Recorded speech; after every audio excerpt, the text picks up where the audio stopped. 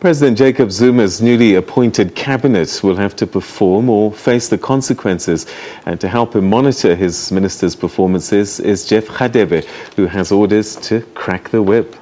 Our contributing editor, Vuyo Mvoko, spoke to the minister firstly on his role as custodian of the National Development Plan.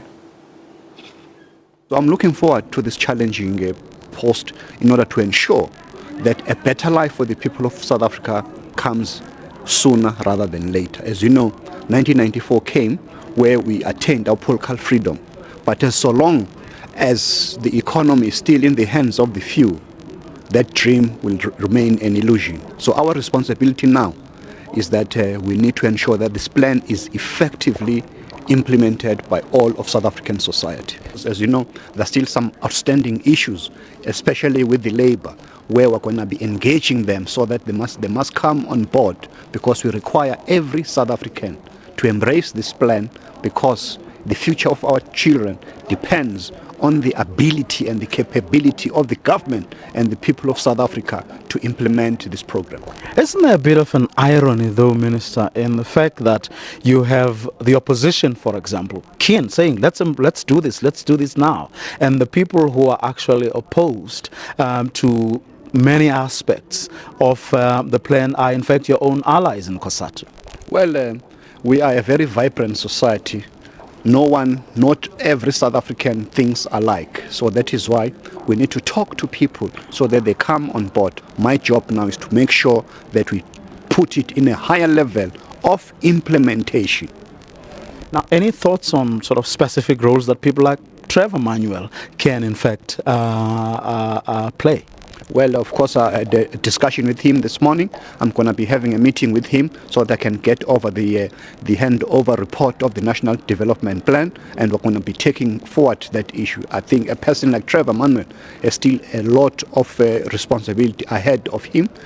That now is no longer in government doesn't mean that he cannot make a contribution as a citizen of the South Africa. So we're going to be tapping into the minds and the energy of people such as Trevor. Let's talk about the monitoring and evaluation part of your responsibility. It's been, a lot of people have questioned actually whether it is in fact possible to a minister to sort of monitor and evaluate your peers. How difficult or easy do you think it's going to be? Well, there's no responsibility that is big or small, but I will rely on the active cooperation of my cabinet colleagues at all levels, because, as you know, people are crying about service delivery. We need to ensure that all of us, including myself, we must be accountable to our people. We must be accountable to Parliament, to the President, so that we need to ensure that we monitor successes as well as failures, and there must be consequences. So that's what I'm going to be doing. Well, some people are saying it's not an issue of capacity.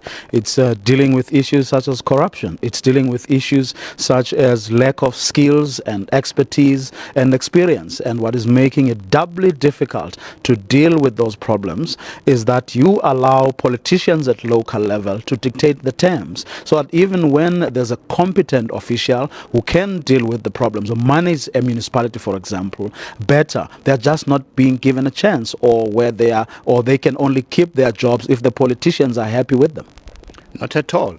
Where there's corruption, wherever it rears its ugly head, we will not hesitate to deal with that effectively. As you know, since 2009, our president has issued about more than 26 proclamations instructing this special investigative unit to invest all kinds of corruption and incompetence in the public service. But as you know, with corruption, it always takes two to tango. So it's not only government officials, but also the private sector has also to be held to be accountable. So these are the issues that we're dealing with, and I'm confident that with the challenges that our country faces, no one must leave any stone unturned in uprooting corruption in order to ensure that service delivery happens where we live. And you are also confident that you will have the guts and the courage to take on your own cabinet colleagues? Of course, that's the orders that I've received from the President.